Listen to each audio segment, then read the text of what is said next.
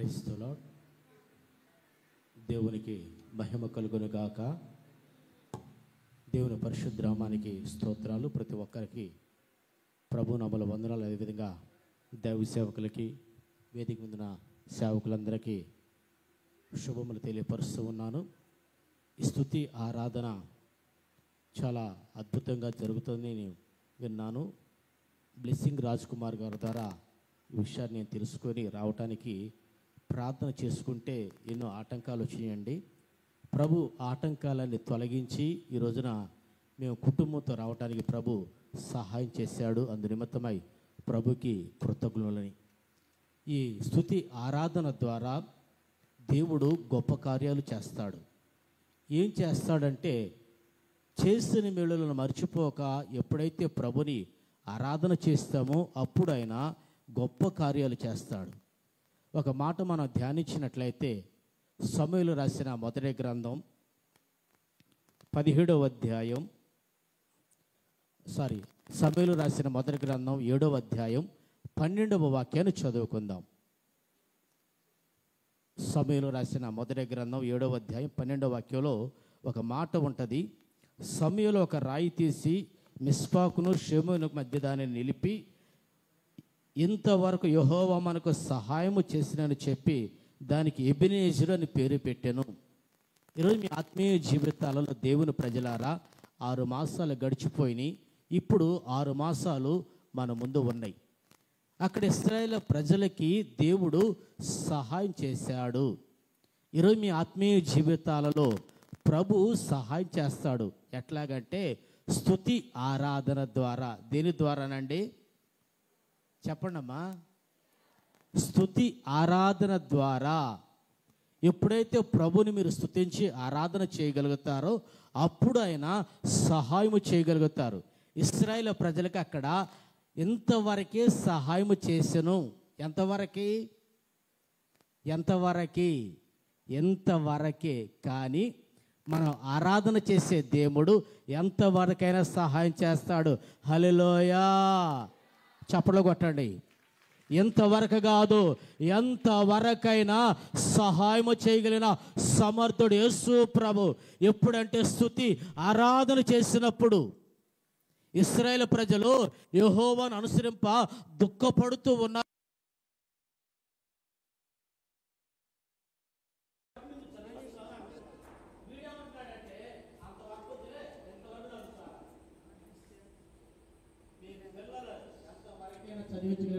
స్తోమత దేవుడు మీకు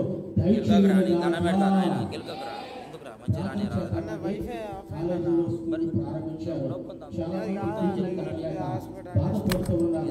మంచి మంచి కాలేజీలో చేరలేక ఇబ్బంది పడుతున్నారు. పిల్లల భవిష్యత్తు దేవుడు దయచేయనట్లుగా, మంచి చదువులు చదివించినట్లుగా, మంచి ఉన్నత భవిష్యత్తు పిల్లలకు వచ్చినట్లుగా ఈ విద్యా సంవత్సరం ప్రారంభించబడిన ఈ సంవత్సరం అంతా దేవుడు తోడుగా ఉండి వాళ్ళకి సహాయం దయచేయాలి. ఇంకొకటి ఏంటంటే, చదువుకోవడానికి వెళ్తున్నారు కానీ లోకంలో పడిపోయి ఇంట్లో నూరేళ్ల జీవితాన్ని అర్థాంతరంగా ముగుసుకుంటున్నారు. లోకంలో చేతులకు అప్పగిస్తున్నాం, తల్లిదండ్రులు చేతులకు అప్పగిస్తున్నాం. తల్లిదండ్రులు ఆశ తీరినట్లుగా, సంఘం క్షమాభివృద్ధి చెందినట్లుగా, అయ్యా వాళ్ళు ఏ కాలేజీలో ఏ సీటు కావాలని, ఏ ఉన్నతలో చదవాలని ఆశపడుతూ ఉన్నారో ఆటంకాలు తొలగించండి. వారు ఉన్నత చదువులు చదివినట్లుగా సహాయం దయచండి.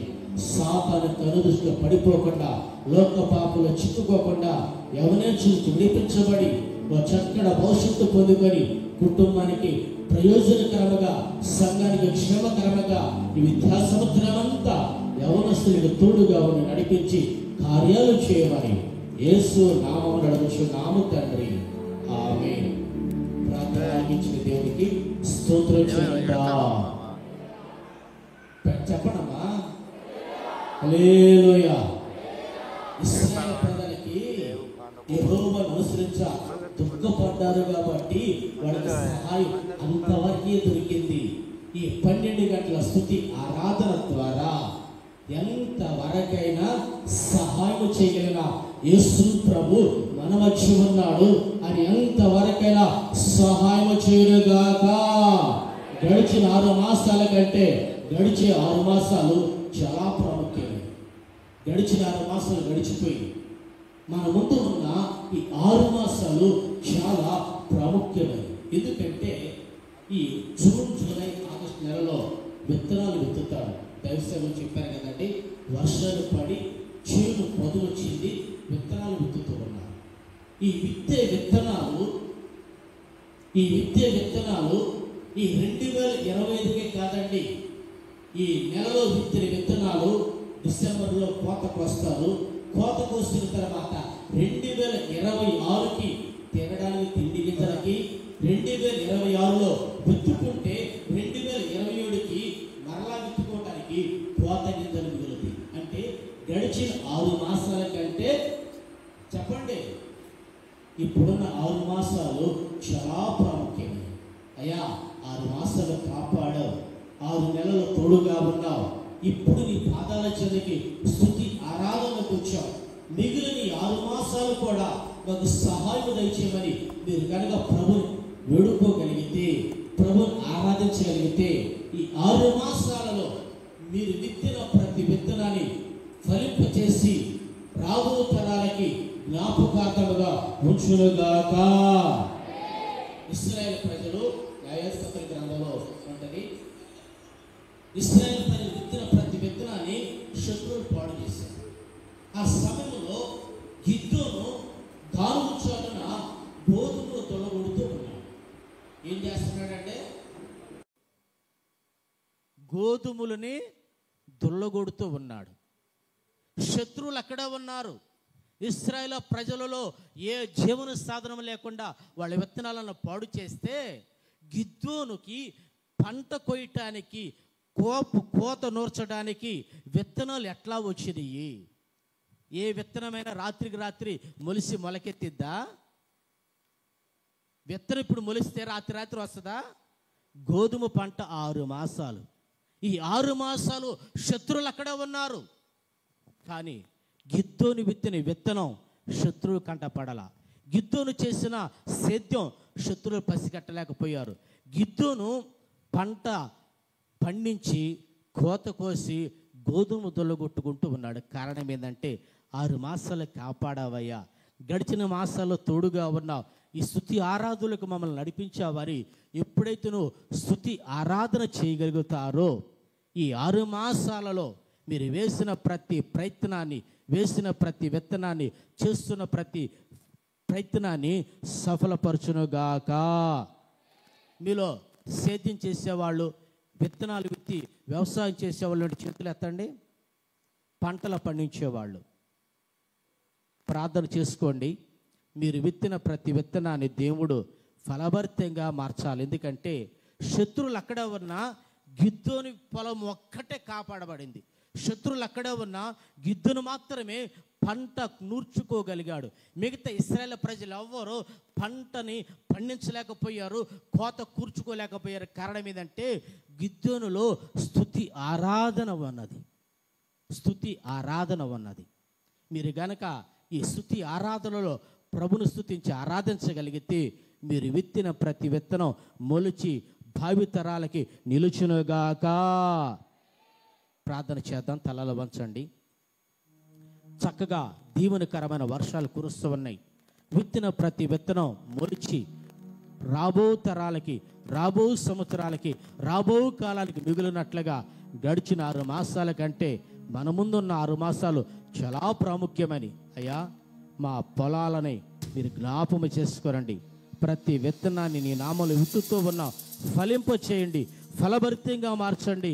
విత్తనం కుళ్ళిపోకుండా, కాకులు పిచ్చుకలు తిరగకుండా, సాతాను పాడు చేయకుండా, మా పంట, మా కష్టార్జితం, మా ప్రయాసం మా పిల్లలకు మిగిలినట్లుగా, మా భావితరాలకు మిగిలినట్లుగా మేము చేస్తున్న ప్రతి సేద్యాన్ని, విత్తుతున్న ప్రతి విత్తనాన్ని మొలకింపచేయి, ఫలింపచేయి.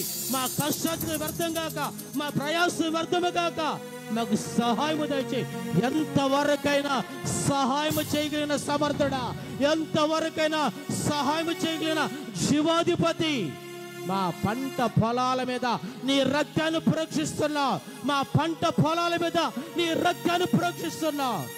దయతో జ్ఞాపకం చేసుకొని ప్రతి విత్తనం మొలిచి ఫలించి గుప్పులు గుప్పులుగా పనల పనలుగా మేము ఇంటికి మోసుకెళ్ళినట్లుగా నీ గొప్ప కార్యాలను స్తుతించి ఆరాధించినట్లుగా మాకు సహాయము దయచేయమని యేసు నామమున అడుగుచున్నాము తండ్రి, ఆమేన్.